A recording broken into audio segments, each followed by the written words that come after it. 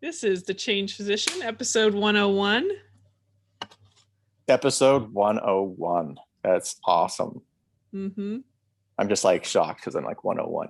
But anyway, folks, this is the Change Physician podcast. As your host, Dr. Kevin Kukar, with my fabulous and amazing co-host, Dr. Melissa Cady. Back to you for another episode, starting into the second 100. We got another 100 to do. Mm-hmm. So, Melissa, how are you doing today? I'm doing good. I was just outside in the yard. I said I was going to do an hour of work. I think I ended up doing 3. That's good. My husband calls me Miguel, just because I am literally, you can't even tell if I'm a female or a male. I'm just covered up with all of my garb so the mosquitoes don't eat me. So I'm not. It doesn't look like I'm Melissa. Let's put it that way. Do you have like a huge hat and stuff on too? Or is it just like I'll wraps? wear a hat sometimes. Today I didn't. I just jumped outside and went to work, but I have like 2 layers up on top, long sleeve. Got my whole neck is covered. Don't take it wrong. I said Miguel, but it's just a lot of. I live in Texas, so I'm half Hispanic myself, so it's very common that a lot of Hispanic people, typically men, are doing a lot of yard work. So, I just kind of blend in. Well, I wasn't sure when you said that originally, but now I'm like, it sounds like you look very androgynous. So then I was like, actually, you should call you like Michelle or something. So we don't know what the sex is. That's right. Yeah, but I'm definitely hard to figure out. There's a lot of loose clothing over the other clothing. So in layers. I have this picture of this very interesting site now. It's not attractive at all, but it is very functional, and I come in with no mosquito bites, which is a miracle. That's the most important thing. That's right.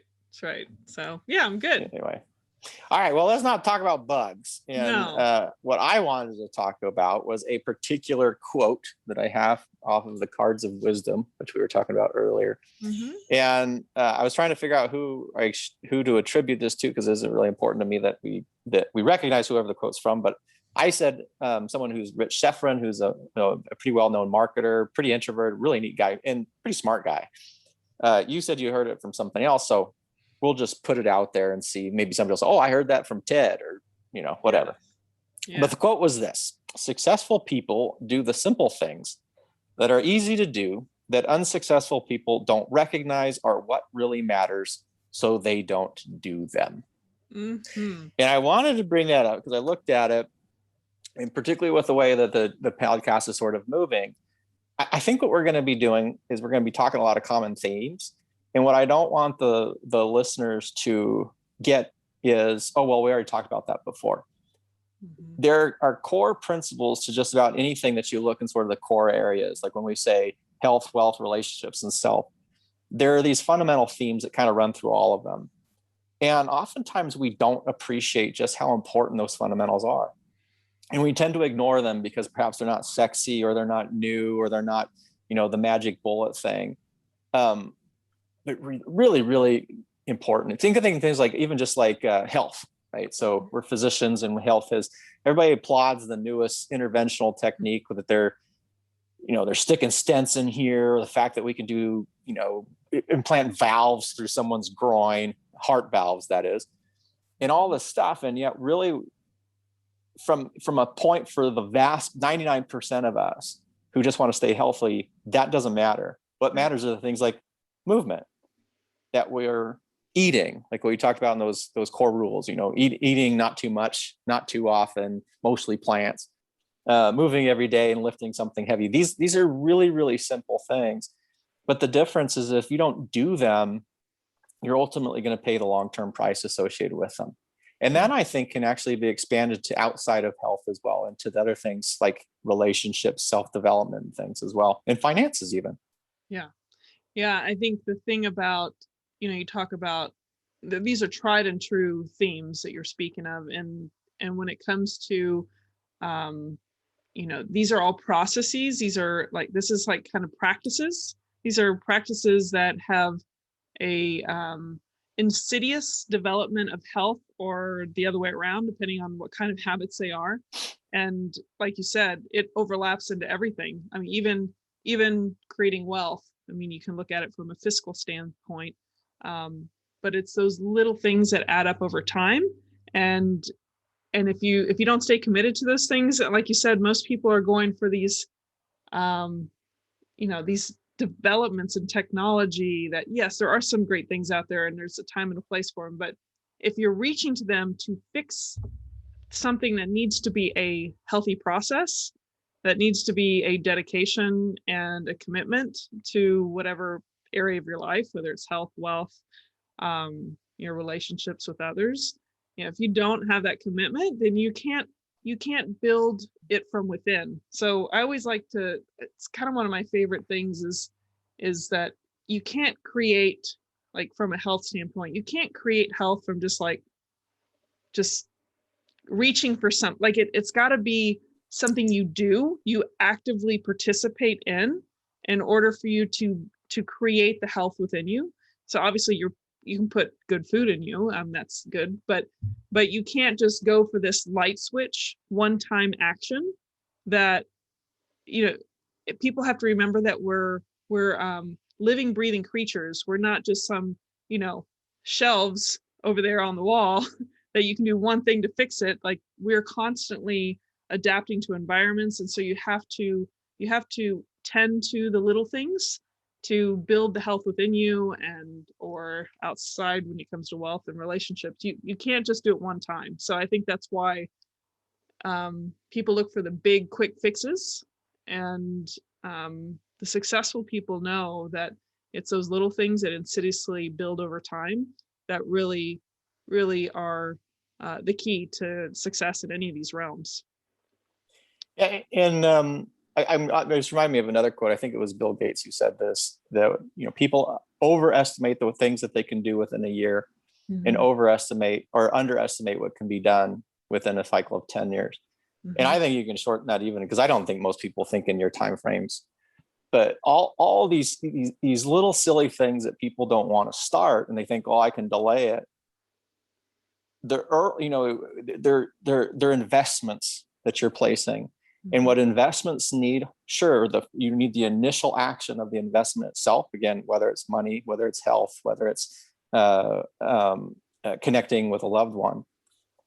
But it's the time factor that starts to really compound these things, those small things over time.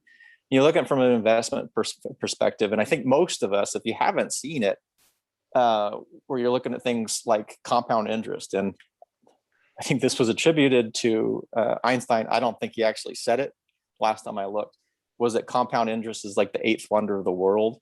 When you start looking about how early investments of small amounts of money, when you allow them to just sit and compound, it's like this massive snowball that proceeds over time. And we just don't appreciate that long-term kind of small little actions, and just how important that they are long-term. Mm-hmm. Physicians, we like to complain, and I'm treading ground, because this is not a small issue when you're thinking about the amount of debt that physicians are coming out of practice in, mm-hmm. or coming into practice with. I mean, that's only from medical school. I mean, God forbid somebody had loans from undergrad. Like, the worst situation I've ever seen, and I know of people I know, there's over $500,000 in student loan debt before. And I know people are coming out worse than that now.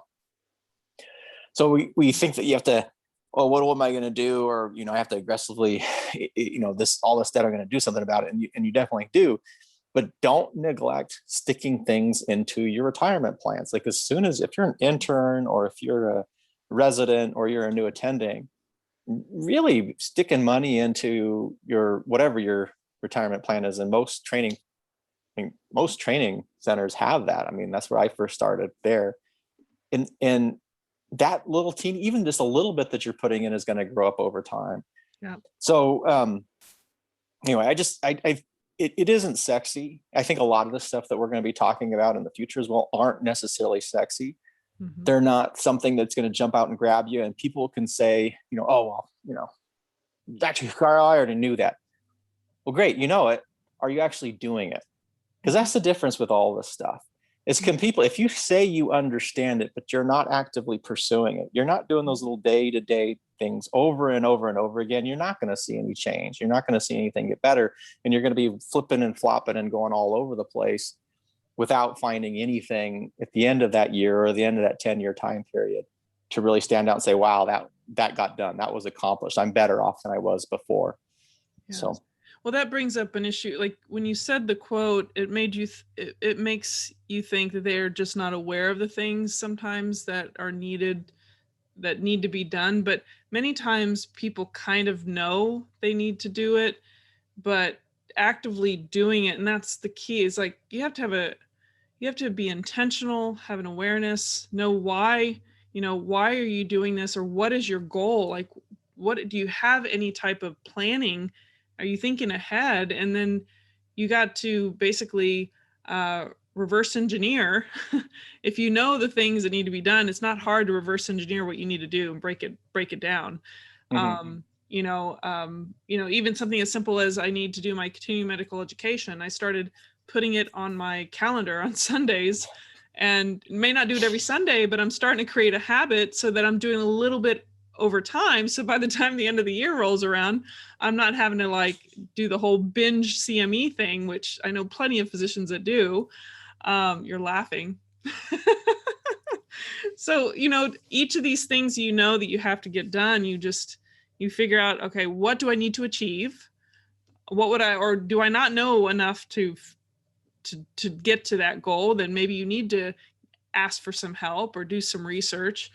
But many times it's kind of like putting it down on paper, putting it in your digital calendar, and then just set the time aside to do it. And it's funny how you can get these kind of big goals done by putting the little goals in place in your calendar and really set that time, or block time, however you want to, whatever it is you're trying to achieve. But I mean, I'm not saying it's easy, but man, if time is getting by you and you're not achieving the things you've been wanting to do, then it's time to put a stake in the ground and say, this is the goal I'm going towards. And then just start putting a little, whatever it takes to hold you accountable. It may take another person, but I mean, we do the podcast together, and I think that helps us be accountable, versus just one person. So yeah, I think that quote it encompasses just about everything.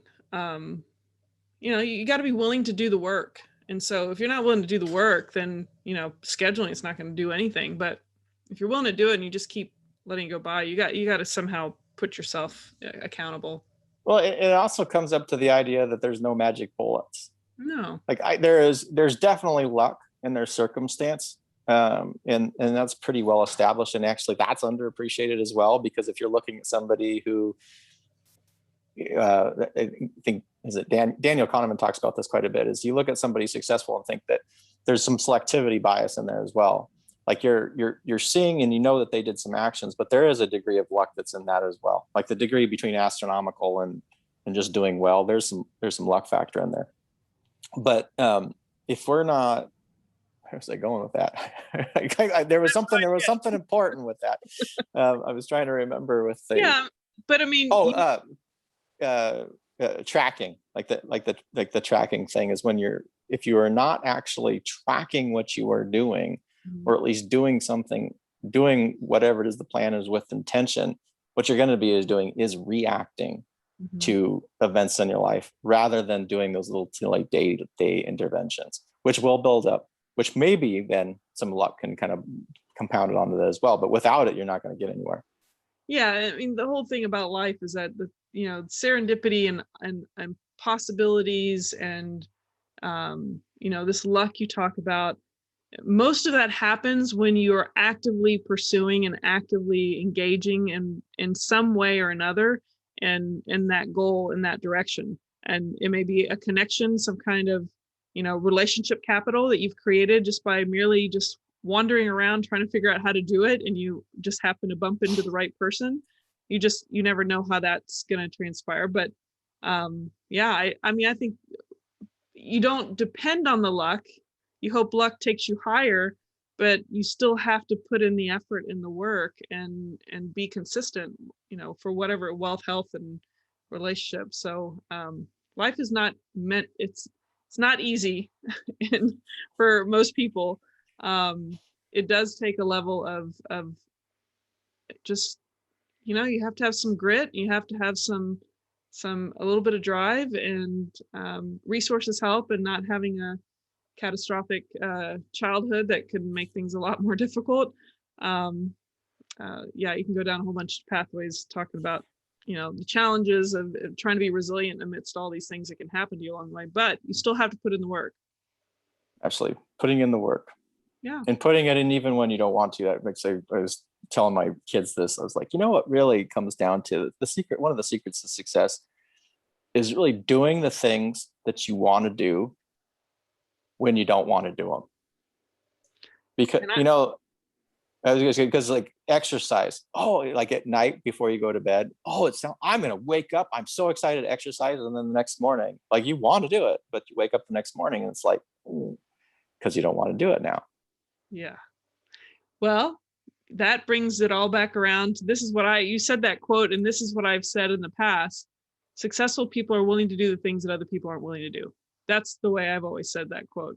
I don't know where I got it from. I can't give you a reference, but it brings us full circle into the fact that I want results in my backyard that I've been working on for the last few hours.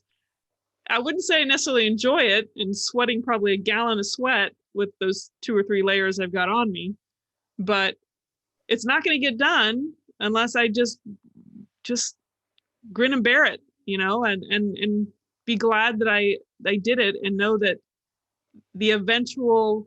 my vision will eventually come to fruition, figuratively and, literally. If I just keep pushing through, and I have 21 sections of fence in each section every few days, I'm trying to clear out the weeds and clear out. So, I think, in about 2 months, I'll get that entire fence area done. But I can't think of it. It's too overwhelming. Just think of it all at once, and the amount of sweat, literally, it would just be too much for all at once. So, baby steps, and just break it up, and just get it done, put the work in, and it's not necessarily always easy. So, and you hit it is just do something. Do something, a little bit. Yeah.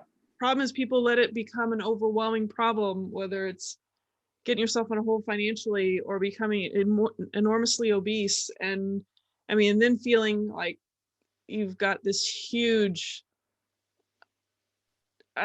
just literally this huge mountain in front of you, and it doesn't even seem possible. So, thinking that at that point that nothing's going to work. Right, because the little changes are too slow for you to see and feel like it's like, you need that positive. I don't know. You have to break it up, or you just will never do it. Unless you're just, some people do it the last second. They've got some kind of pending deadline, or they're going to lose their job, or something that's going to put enough fear and like stress on them that they'll do it, but then they just nearly kill themselves to do it. Yeah, and that's, I think, is some of the differences.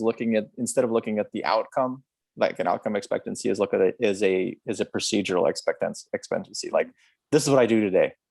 Right. Like, what do I do today? I get up and I walk for a half hour. Okay. And and that's the intention, is just to do the act rather than think, oh my God, I need to lose 50 pounds, and then you're focusing so much on the weight that any sort of setback makes you want to stop, and you're not willing to persist with that particular action, rather than just focusing on the action itself and doing that every single day. And then, 50 days, 30 days, 20 days, you can look behind you and see how far you've come. But yeah, focus on what you need to do. If there is an immediate gratification of some sort that is healthy and positive, then focus on that. But if it's something, a big, huge, it can help guide you to figure out what that process is going to be.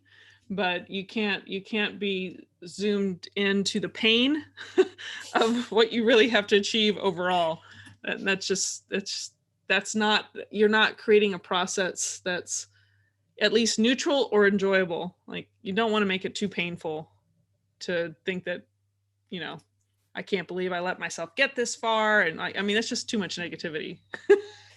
I mean, there's another quote there, and I can't remember if this was Brian Tracy said this one, but it's like you have a, you know, pain is inevitable, right? It's a choice of what pain that you want. Now or later. Do you want the pain of discipline or do you want the pain of regret? I love that quote. And most people choose the pain of regret rather than the pain of discipline. Right. And we all do in probably some certain ways, but I think that's really the key. It is reactive, and it's really is. Discipline's hard. Doing something, whatever it is, every single day is difficult. Putting away a little money every single day is difficult. Getting up and doing some sort of movement is difficult every day. Making sure that at least one of your meals is of a certain type, or maybe avoidance or planned. Actually, I should say not a certain type, but really a planned meal rather than a reaction of, I'm going to grab something from the cafeteria quickly. Yeah, those little short-term pains are certainly much better than the long-term pains. Yeah. Do some intentional pain that that you can find, like, you're proud of. Like, you're glad you did it. Like, I don't know how else to say it, but you know, you're just going to be like anybody else who has regret if you don't take charge of your own life and intentionally do the disciplinary actions that are required for a life that is filled with more joy and more wellness. And, you know, it doesn't mean you or I have a perfect life, or, you know, that we don't have our challenges, but man, I can tell you, there are certain little things that I do that I know has helped me. But the problem is I don't have the problem to have the regret, because I've been doing a certain type of pattern of behavior that's prevented it. And so it's just like people who, you know, everyone notices a person that lost 90 pounds, but you don't sit there and have the wow factor for someone who's avoided putting on those 90 pounds. It's just the way humans are. Yeah, actually that leads to so much. I think we should save that for another episode. Yeah, there's a whole lot that we can go from there. Yeah. I find this stuff fascinating, but I guess if we leave it at that, I'll take us out. Take us out there, Captain. All right. Well, I can't say verbatim exactly what the quote was, but my takeaway is successful people are willing to do the things that, I don't want to call them unsuccessful people, but willing to do the things that most people don't want to do, or not willing to be disciplined on doing. And I think it's a great quote that obviously ties into a lot of other thoughts, you know, challenges that life presents itself, but we are able to personally develop ourselves when we create the discipline. And I think this is a great episode to remind us that we need to be intentional and aware of what it is we want to achieve in life.